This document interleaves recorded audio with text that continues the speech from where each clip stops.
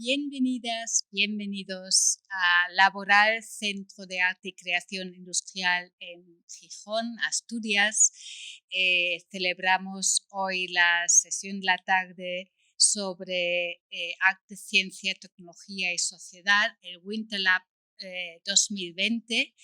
El tema de arte, neurociencia y salud es de lo que trata la mesa redonda, que va a estar moderada por la doctora Luz Mar González Arias, profesora titular de Filología Inglesa de la Universidad de Oviedo y directora del grupo de investigación HEAL sobre salud, medio ambiente, artes y literatura. Es además investigadora principal del proyecto de investigación, desarrollo e innovación END, la enfermedad en la era de la extinción, narrativas anglófonas de degradación personal y planetaria, financiada por el Ministerio de Ciencia e Innovación. Bienvenida, Luz Mar González Arias, y que tengáis una buena tarde. Y bueno, yo quiero empezar dando las gracias a Laboral por haberme invitado a participar del Winter Lab de este año, que es una celebración en torno a la exposición de arte y neurociencia que podremos disfrutar aquí hasta finales del mes de abril. Y bueno, quiero también dar la enhorabuena a Karin Olenschlager como comisaria y a todo su equipo por haber montado una exposición de estas características con toda la ilusión que han puesto y toda la pasión y todo el trabajo extra que requiere montar algo así en estos tiempos y con estas limitaciones. Bueno, la mesa que tenemos hoy ahora por delante en los próximos minutos sobre arte, neurociencia y salud es un ejemplo maravilloso de las múltiples perspectivas que se nos ofrecen y que se nos abren cuando se cruzan disciplinas que tradicionalmente estaban separadas, como ocurre con las áreas científicas, la neurociencia, las áreas médico-sanitarias y con, por un lado y por otro lado, con la creación artística o la investigación en temas de arte o de humanidades, ¿no? Este cruce de disciplinas da lugar a una explosión de perspectivas que siempre suman pero que nunca restan, ¿no? Cuando se trata de temas de la salud o de la enfermedad, y por desgracia estos temas, pues bueno, son unos debates absolutamente relevantes en estos tiempos que corren debido a la pandemia de la COVID-19. Cuando tratamos temas de salud o de enfermedad, como digo, se requiere que la conversación esté abierta al mayor número de agentes posibles, que sea una conversación polifónica, porque el arte puede, pues, nutrirse de las investigaciones científicas y esta exposición pues da buena cuenta de ello, y convertir a la ciencia en otra cosa o al menos llevarlo a otro nivel y a otro tipo de público, y al mismo tiempo, pues desde la investigación científica se puede utilizar el arte para, bueno, pues distintas cuestiones como terapias o investigaciones más académicas, ¿no? Las personas que me acompañan hoy en esta mesa redonda, en este encuentro, pues son ejemplo de ese cruce de disciplinas. Tres de ellos son artistas cuya obra está alojada en esta exposición, y también contamos con un neurocientífico, y quiero discutir con ellos, debatir un poco, intercambiar unas opiniones sobre las aplicaciones que puede tener el arte en terapias de salud, con las aplicaciones que puede tener también para generar una empatía social hacia personas que sufren trastornos neuronales o algún tipo de enfermedad. Una crítica también se puede realizar a través del arte hacia los modelos de vida que tenemos en las sociedades occidentales y cómo pueden impactar de forma negativa en la salud personal, pero también en la salud planetaria.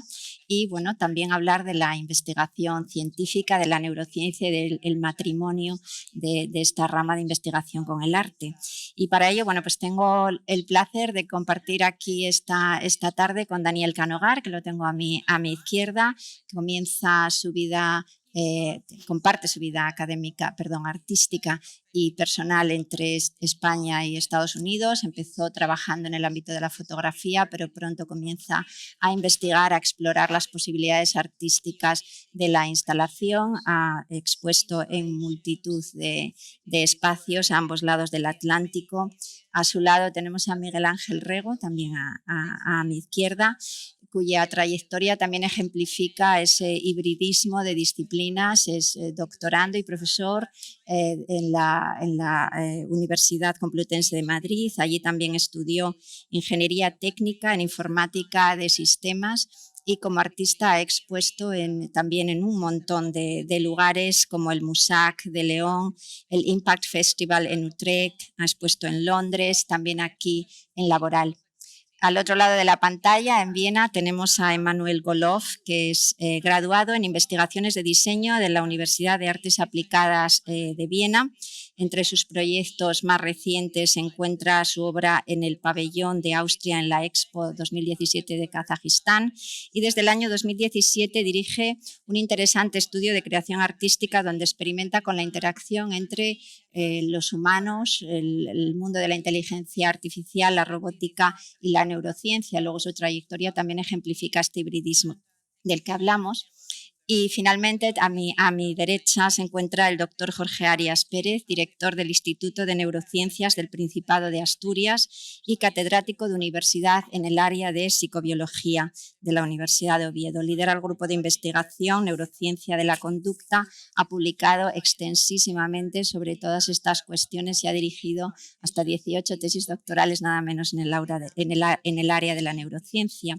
Así que con esta fantástica compañía voy a iniciar esta conversación y me gustaría comenzar con Daniel Canogar. Daniel, tu trabajo gira en torno a la memoria, a la pérdida de la memoria. En tu statement artístico dices literalmente: si no tuviésemos recuerdos estaríamos condenados a un presente amnésico carente de perspectiva temporal, ¿no? En tu trabajo utilizas gran cantidad de objetos, en muchos casos de tecnologías obsoletas, y el objeto lo planteas más allá de su materialidad física, como un portador de nuestros recuerdos, de nuestra identidad. Está bastante demostrado que el arte se puede utilizar, por ejemplo, la música, en ciertas terapias que puedan reactivar actividades neuronales, en terapias para el Alzheimer o ciertas demencias. Y me gustaría ahondar contigo un poco en esta cuestión de la función terapéutica del arte, tanto para el artista como para el paciente, ¿no? Corremos el riesgo de que se instrumentalice el arte. ¿Qué opinas de todas estas cuestiones? Bueno, gracias, Luz María. Yo creo que no hay un uso único y exclusivo del arte. Lo bueno del arte es que admite todo tipo de aproximaciones, todo tipo de formas de crear, de ver, de entender arte. Y claro, sin duda hay toda una rama de arte y terapia que es importantísima. De hecho, hay grados universitarios dedicados a esto. En cualquier caso, yo creo que todo proceso artístico tiene ese componente terapéutico. Yo, desde luego, si no lo hubiera tenido acompañándome a lo largo de mi vida, yo creo que no estaría aquí. El arte ha sido algo en los peores momentos, tampoco es que me haya pasado grandes tragedias, pero en los peores momentos ha sido algo a lo que me he podido agarrar, ¿no? Y me ha ayudado un poco a darle sentido a la vida, a mi vida y a mi relación con el mundo, ¿no? En todo su caos, en todo su... Bueno, en todo los aconteceres que pueden ocurrir, ¿no? En la biografía de cada uno. El arte para mí, además, sí, hay un componente para mí de procesar la realidad. Yo creo que tenemos un problema enorme en nuestra sociedad actual con un bombardeo enorme de información que nos hace perpetuamente estar en un estado de distracción, de no poder absorber. Yo creo que nuestra capacidad sensorial no tiene la habilidad de poder absorber toda la información que se nos lanza diariamente. Y yo creo que el arte es una herramienta fundamental que nos permite procesar psíquicamente, cerebralmente quizás, los aconteceres, la información. Hay informaciones o eventos traumáticos, otros no tanto, pero en cualquier caso yo creo que el arte nos ayuda un poco a darle respuesta, a situarnos, a plantearnos ante realidades o momentos difíciles, ¿no? Y luego, entre otras cosas también que yo creo que es importantísimo, es prestar atención. Yo he descubierto que prestar atención da una felicidad enorme, hablando de terapia, porque normalmente esta especie de diálogo interno que tenemos en nuestras cabezas pues está llena de, como hay una estadística que he oído esta mañana, el 80% son pensamientos negativos, ¿no? En realidad, ese diálogo interno que tiene que ver con tengo que ir a la farmacia a recoger esto, me han mandado la factura equivocada, fulanito es un cabrón porque me ha dicho no sé qué. En realidad estamos, y luego encima estamos con el Instagram y el Facebook y las noticias ya que nos la escupen 24 horas al día, 7 días a la semana. Sencillamente pararse y prestar atención al momento es una sensación increíble. Empiezas a fijarte en detalles que realmente los tenías delante de las narices y que no te habías fijado. Empiezas a ver la luz, empiezas a ver tocar la corteza de un árbol y ver la aspereza que tiene. Son momentos deliciosos que yo creo que los artistas, en el mejor de nuestros momentos, estamos realmente prestando atención a nuestra realidad. Y también estamos con el dedo diciendo, mirar esto, porque puede ser algo que era tan evidente que nadie veía, o algo que es difícil de materializar, difícil de darle una tangibilidad que nos permita a los demás un poco empezar a cognitivamente procesar pues algo muy, muy específico. En cualquier caso, yo creo que el arte tiene muchísimas funciones, tiene muchas prestaciones, entre comillas. Cada uno tiene que usarlo como quiera y como deba. Está claro que los niños eran todos artistas, hemos sido todos artistas y lamentablemente esto lo perdemos con los años. Y yo creo que hay que volver a ser un poco niños y así como ellos saben cómo utilizar el arte para procesar su entorno, yo creo que el arte también lo puede hacer también para los adultos y para mí, desde luego, como vuelvo a insistir, ha sido una herramienta que me ha acompañado a lo largo de mi vida y que me ha ayudado a darle orden también, a darle sentido. Sí, porque la verdad es que el arte es una forma de convertir el dolor también en otra cosa, ¿no? Los momentos oscuros, ¿no? En otra cosa, ¿no? Y ese prestar atención es estar en el presente, que normalmente no vivimos en el presente, ¿no? Estamos a veces en el pasado, a veces proyectándonos en un futuro que puede o no puede ocurrir, ¿no? Efectivamente, yo creo que también hay un componente, digamos, subconsciente también, que salen todos los proyectos artísticos, unos componentes que no vienen de un espacio lógico, racional, y que sin embargo nos informan constantemente nuestras perspectivas, nuestra experiencia. Me interesa a mí, como casi todos los artistas, el mundo onírico de los sueños, que también está relacionado con una actividad cerebral fascinante, que claramente tiene un componente terapéutico enorme, ¿no? De poner orden en una serie de eventos que nos han podido ocurrir el día anterior. En fin. Y luego, claro, está también mi miedo personal, como tú has empezado diciendo, a la pérdida de la memoria, ¿no? Yo tenía una memoria muy buena, sobre todo visual. Quizás hoy mismo, viniendo del apartohotel aquí al centro laboral, he intentado venir sin Google Maps, porque me he acostumbrado tanto a seguir la tecnología que yo creo que mi cerebro pierda esa especie de mapa mental que hacemos del espacio geográfico, ¿no?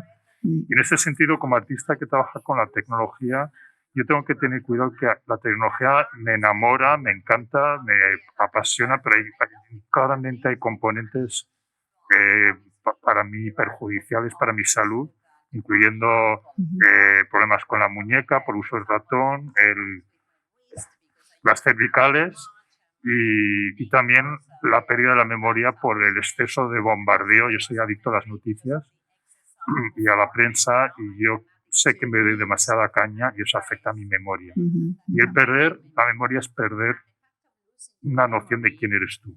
Y a través de mis proyectos artísticos intento de alguna forma, intentar no olvidarme de quién soy. Es un poco parte del mecanismo, mi forma de trabajar. Y pensando en la memoria de las tecnologías que hemos usado, ¿no?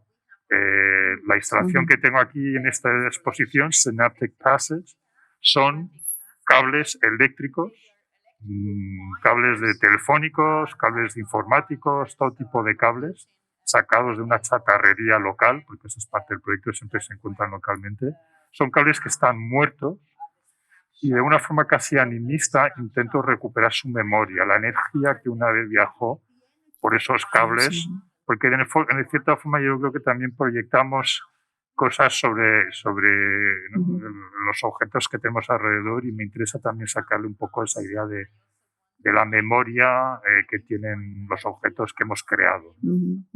Sí, sí, absolutamente. La verdad es que la instalación inmersiva en esa neurona que tienes ahí en la exposición merece la pena ser visitada, absolutamente.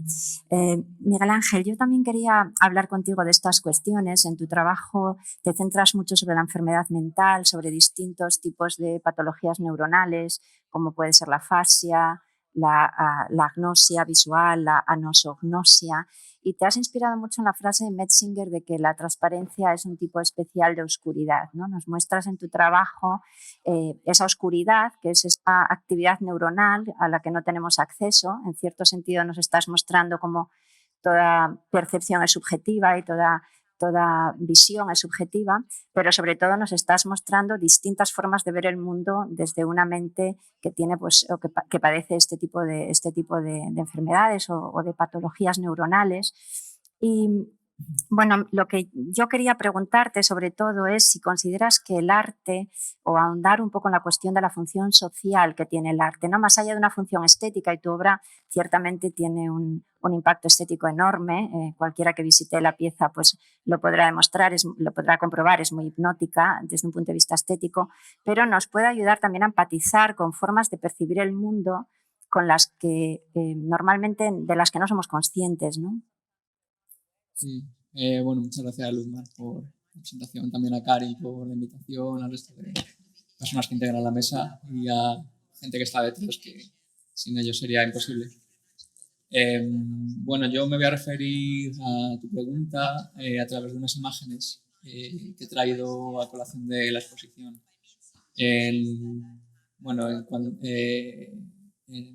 Cuando las mariposas del alma baten sus alas, que es el nombre de la exposición, presento dos proyectos. El primero de ellos se centraría... ¿Me puedes pasar a la siguiente, por favor? Siguiente. Gracias. En el primero de ellos, Post-Contingent Coherence, me voy a retrotraer a hablar de que estos dos proyectos que presento son parte de una trilogía de trabajos en los que trato, como bien has dicho, las patologías neuronales extrañas. Pero bueno, en cada uno de ellos trato una diferente. No me gusta hablar de patologías, prefiero hablar de alteraciones perceptivas, prefiero hablar de variaciones que ocurren en el cerebro, neuronales. Pero precisamente la que me inspiró a trabajar en torno a estos proyectos no está representada en ninguno de ellos, que es el síndrome de Gilles de Tourette. Empecé a leer sobre este síndrome a través de Oliver Sacks, de algunos textos suyos, pero sobre todo en un pequeño documental que tiene donde empieza a dialogar con una persona que padece este síndrome y a ver un poco cómo interactúa con el mundo, ¿no? Su día a día. Entonces, a mí lo que me interesó, dado que es una enfermedad no es únicamente neuronal, es neuropsicológica, es primero cómo esta persona, a través de ciertas actividades como por ejemplo el karate, puede, digamos, para quienes no sepáis de qué trata este síndrome, quienes lo padecen no pueden controlar sus espasmos, sus movimientos, o incluso hacen manifestaciones verbales involuntarias. Entonces, a través del karate, por ejemplo, puede aliviar, puede entrar en un estado, digamos, de placentero, incluso hacer más efectivo el movimiento del karate. Pero también, aparte, esta persona practica el piano, practica la pintura. Y lo que me interesó no es solo cómo este tipo de actividades puede conseguir llevarnos a un estado placentero, sino también lo que me interesó es vincularlo a la universalidad del ser humano. O sea, cómo yo planteo las enfermedades neuronales, este tipo de patologías, no como manifestaciones que perjudican, digamos, a cierto número de personas, sino que nos perjudican a toda la sociedad. Lo que pasa es que en este tipo de personas pues, está más acentuado O sea, bajo mi punto de vista, la anosognosia que trato en la primera pieza, la de la pianista, la anosognosia es una patología que hace, digamos, negar otro tipo de patologías que padece la persona afectada. ¿Qué es lo que ocurre? Bueno, en esta pieza vemos una pianista donde desde un punto de vista de primera persona vemos cómo toca perfectamente el piano y desde un punto de vista de tercera persona niega su enfermedad utilizando su mano derecha, agarrando su mano izquierda y ejecutando la pieza de piano. Bajo mi punto de vista, la anosognosia es algo que nos perjudica a todos. O sea, todos somos anosognósicos en cierta forma, en tanto que negamos ciertos aspectos de la realidad en ciertos momentos. Esto se ha estudiado en diversos estudios clínicos, ¿no? Sobre cómo el sistema vestibular está implicado en esa negación. En momentos oportunos trágicos, fatídicos, el sistema vestibular actúa en todos nosotros para negar ciertos aspectos de la realidad, para no caer en colapso, pero básicamente para poder seguir sobreviviendo, ¿no? Como instinto de supervivencia, se podría decir. La segunda pieza, ¿podemos pasar a la siguiente, Rubén? En esta pieza también trato otra de esas patologías, que es la anosia visual, que quien lo padece es incapaz de reconocer los rostros de sus allegados y necesita otro tipo de sentido, o sea, otros sentidos para poder reconocerles. ¿Cómo vinculo esto a la universalidad del ser humano, ¿no? Como todos somos anosicovisuales. En cierta forma, tal y como ha mencionado Daniel, la memoria actúa como filtro, como retiene información, otra la deja en latencia, ¿no? O sea, digamos que esa plasticidad del cerebro, al fin y al cabo, se puede ver representada en este tipo de patologías que en estas personas se ve más acentuada, ¿no? Ese es mi punto de vista a la hora de tratar este tipo de alternativas perceptivas o variaciones neuronales.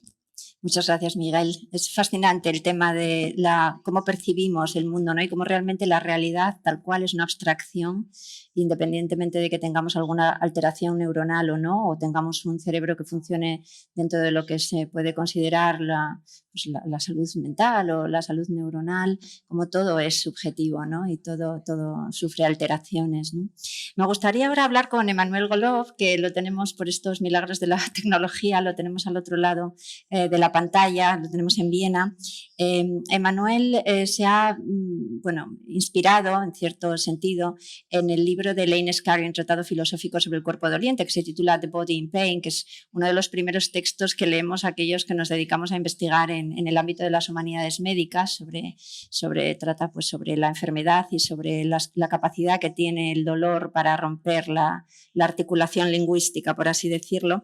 En el trabajo de Emmanuel Golov se ve mucho reflejo de lo que consideramos la condición de estar sano o la condición de estar enfermo o enferma, ¿no?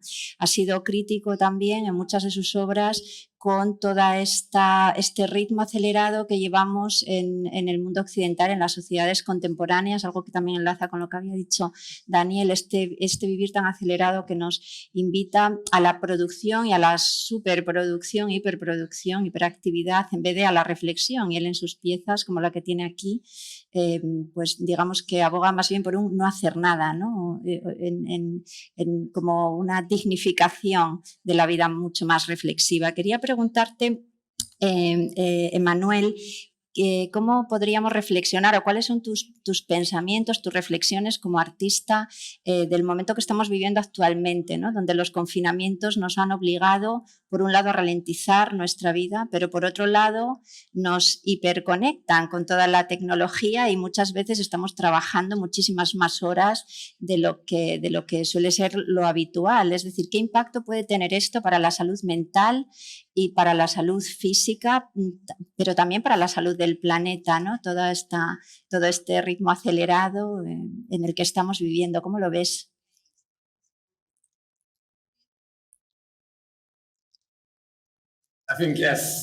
Sí, yo creo que en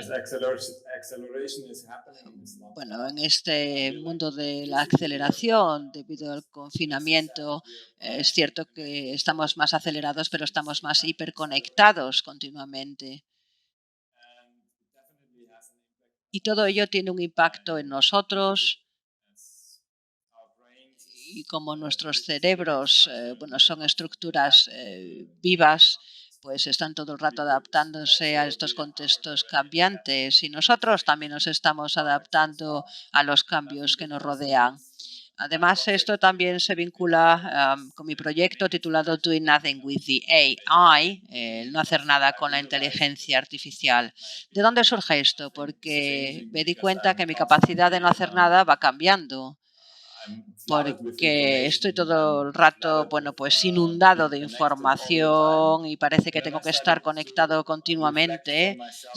Y luego comencé a reflexionar cómo mi cerebro se está adaptando a este entorno cambiante y cómo todo ello se relaciona con la digitalización en general.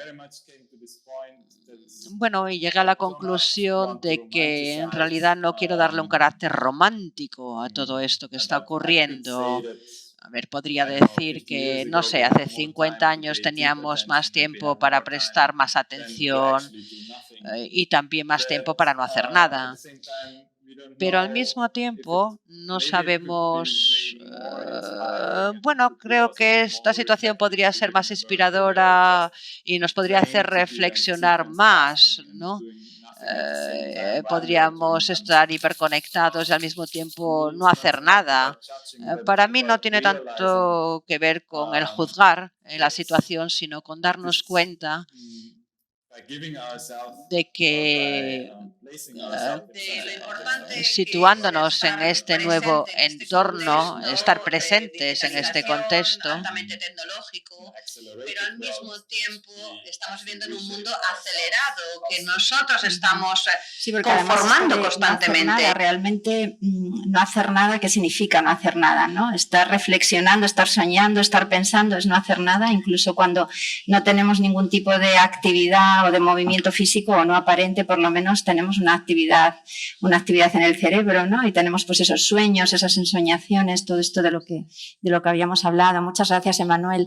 Y bueno, también quería hablar con mi colega de la Universidad de Oviedo, con el neurocientífico Jorge Arias. Me consta que ha estado muy involucrado en esta exposición, que hemos tenido varias reuniones sobre la confluencia entre la ciencia, la neurociencia en este caso, y el arte. Y me gustaría preguntarle un poco cuál ha sido su experiencia en todo este proceso de pensar un poco sobre esta exposición y también de qué forma el arte puede ser útil o puede contribuir en las investigaciones científicas, ¿no? ¿Cómo lo ves, Jorge?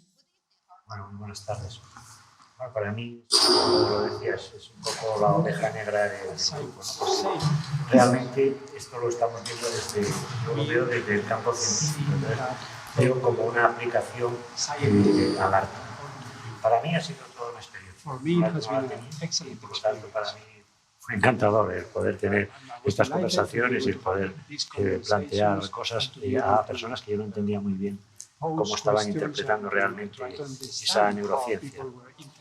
Sin embargo, yo lo que tengo que decir es que al final, es decir, después de las charlas que pudimos mantener, yo lo que veía es que la ciencia y el arte, es decir, están completamente ligados. Es decir, yo en el campo científico estoy luchando siempre por una multidisciplinaridad, en el sentido de que yo necesito para trabajar físicos, necesito farmacólogos, necesito biólogos, y intento siempre juntar, e incluso ingenieros necesito para trabajar.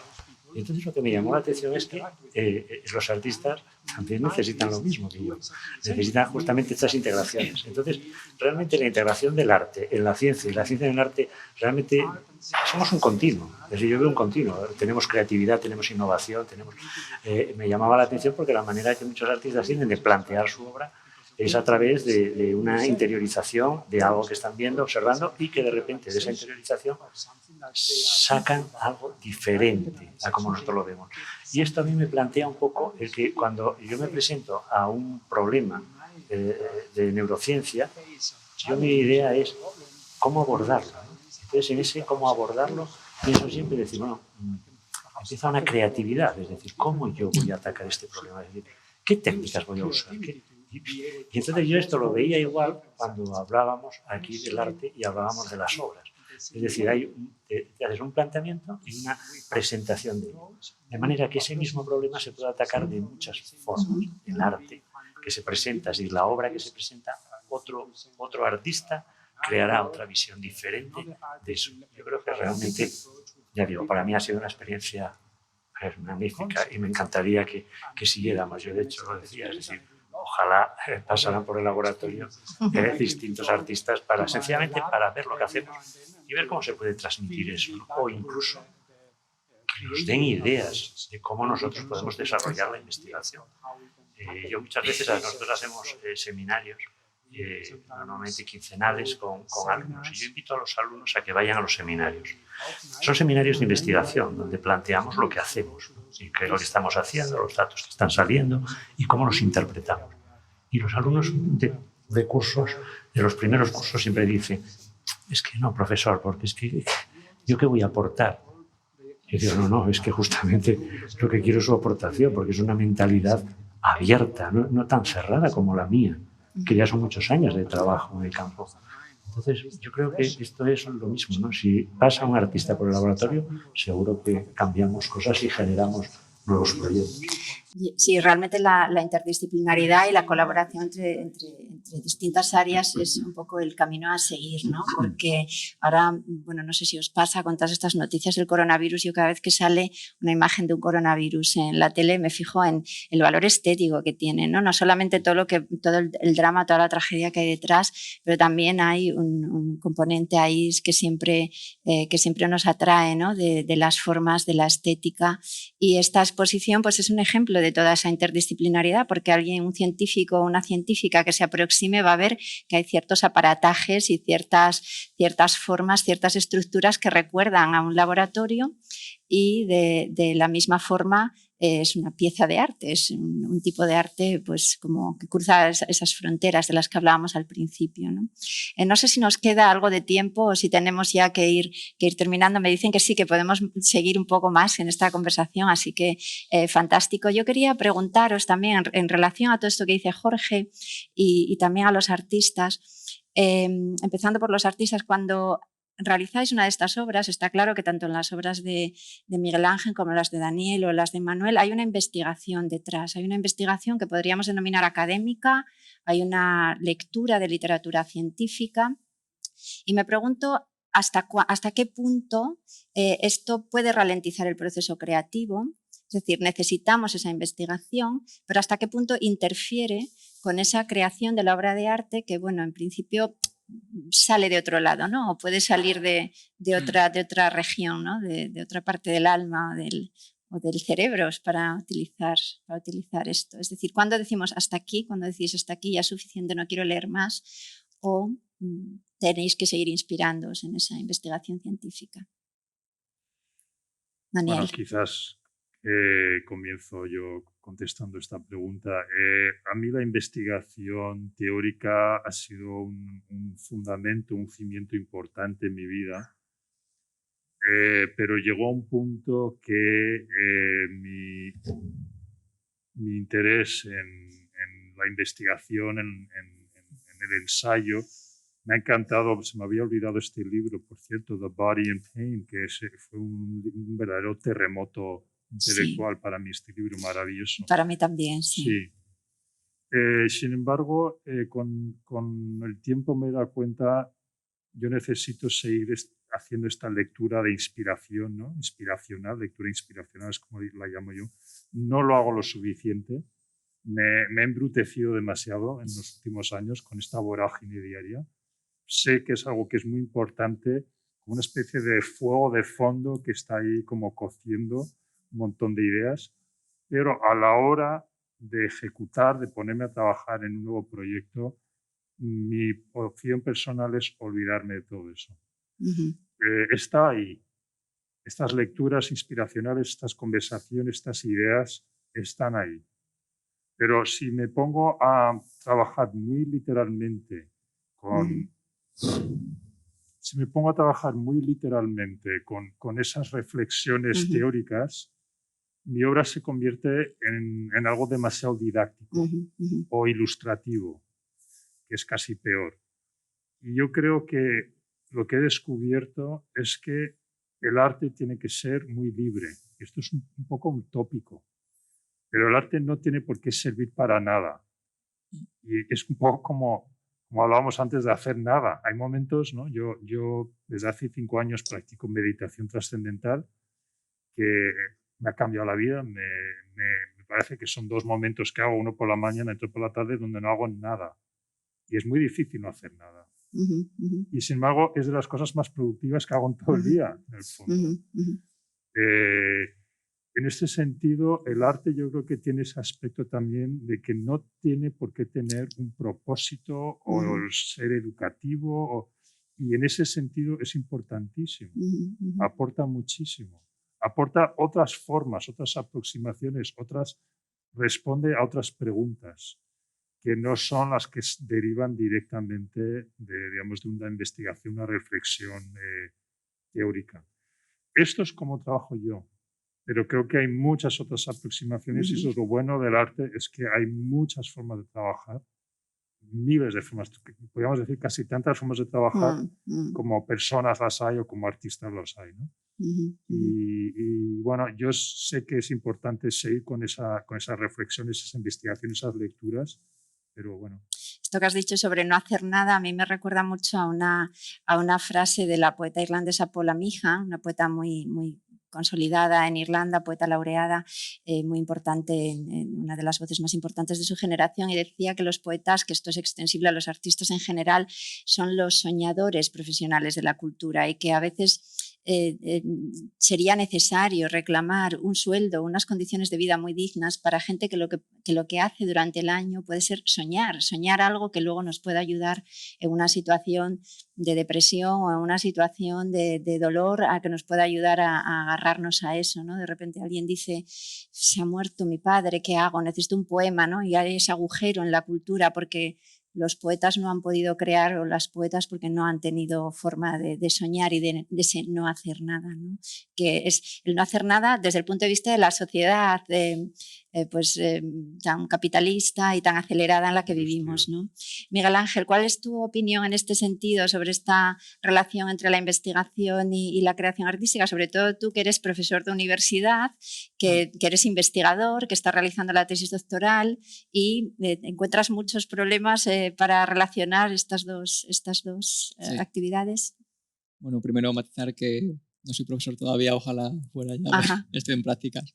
Pero sí, por mi contexto, tal y como has dicho, al estar primero en el Instituto de Filosofía realizando la tesis doctoral en el CSIC y luego realizando el doctorado per se, pues yo sí que me apoyo bastante, digamos, en las lecturas, pero no tanto por el contexto, sino también porque los temas actuales que estoy tratando, que son este tipo de alteraciones perceptivas, creo que requieren especial cuidado, porque son temas complejos, al menos intento ser lo más cauto y cuidadoso y respetuoso, ¿no? Es cierto que estos temas los trato, porque en mi caso padezco uno de estos síndromes en un estadio muy leve, y eso fue, digamos, también el incipiente a analizar o a investigar sobre el síndrome de Gilles-de-Tourette y el resto de síndromes. Pero lo que dice Daniel es muy cierto y en cierta parte le envidio porque precisamente en ese embrutecimiento que ha mencionado y en lo que mencionaba también sobre la mente cerrada del laboratorio, ¿no? Intento buscar un término medio, a pesar de que me tiene mucho más esa valentía o ese dejar la inseguridad fuera que tiene Daniel, ¿no? En cuanto a lanzarte por la inspiración, digamos, porque la inspiración en sí, que es, o sea, todos estamos nutridos por diferentes experiencias, textos, información, etcétera. Ya llevamos, digamos, esa investigación como bagaje, ¿no? Pero en mi caso sí que intento entrar un poquito más en profundidad en este tipo de temas, más que nada por eso, por mantener un respeto hacia este tipo de cosas, que intento plantearlas desde un punto de vista universal. También creo que es algo interesante, ¿no? A la hora de tratar temas de marginalidad, de inclusión. Absolutamente, sí. Me pregunto qué opinas, Emanuel, de esto. En tu trabajo también cruzas disciplinas, como habíamos hablado al principio en la presentación, y si todas estas investigaciones científico-técnicas influyen en tu proceso creativo, lo aceleran, lo entorpecen. No sé si Emanuel nos escucha, nos recibe. Pero si no es así, podemos pasar mientras tanto a Jorge. Yes, thank you for the question. Sí, gracias por la pregunta. Okay. Sí, para mí también es muy importante, y para mí el proceso artístico empieza ya cuando empieza ese intercambio con algunas otras disciplinas. Para mí también es muy importante que los proyectos artísticos no solo sean relevantes para la gente que le interesa el arte, sino también que que sean accesibles para personas que tienen otra trayectoria o otra procedencia. Yo trato de ser muy serio cuando trabajo y quiero que llegue a la gente, no solamente que esté en mi burbuja, sino que llegue a gente de todo pelaje. Y por eso trabajo en un proceso que tiene, como si dijéramos, iteraciones, ¿no? Repeticiones. Trabajo con tecnólogos, con expertos, artistas, científicos, y luego también, por otra parte, muchas veces trato de aislarme lo más posible y entonces improvisar y devolver todo eso a los expertos con los que estoy trabajando. Jorge, tú cuando asistes a brevemente ya, porque nos estamos quedando sin tiempo, pero cuando asistes a una exposición como esta que tenemos aquí, ¿te preocupa o te salta una chispita cuando ves alguna falta de precisión en información científica, o entiendes que es una forma de traducir el arte, es una forma de traducir la investigación científica y convertirlo en otra cosa diferente? Yo te contestaría con eso diciendo que el sistema nervioso es una cosa muy práctica, una aceleración que hay en el tiempo, todo está en aceleración, todo está en repetición, la sociedad está cambiando constantemente y que el cerebro se está adaptando. Esa adaptación tiene una representación evidentemente importante también que intentar, es decir, yo pienso que los mismos artistas, igual que los artistas, buscan el mismo objetivo, y cuando hacen una obra y pudiera poder hacerla. Entonces, yo creo que esto es lo que es, igual que yo cuando leo un artículo que he escrito, pasa un tiempo, lo leo y digo, tiene que ver entre otras frases. Yo pienso que se encuentra lo mismo, o sea, que estamos con la plasticidad, esta plasticidad, el arte, la tiene que representar por eso las obras que yo estoy viendo son obras que evidentemente pueden ir creciendo, o es viviendo, pero no son estáticas. El arte no es estático. Muchas gracias a mis 4 contertulios de esta tarde. La verdad es que el trabajo de todos vosotros, no lo digo como retórica vacía, me resulta tremendamente sugerente y podría estar hablando con vosotros horas. Espero que este sea el principio de futuras conversaciones y colaboraciones. Y gracias nuevamente a Laboral por organizar el Winter Lab y esta maravillosa exposición, que seguro que será muy, muy estimulante para todo el mundo que se acerque. Muchas gracias a todos. Adiós.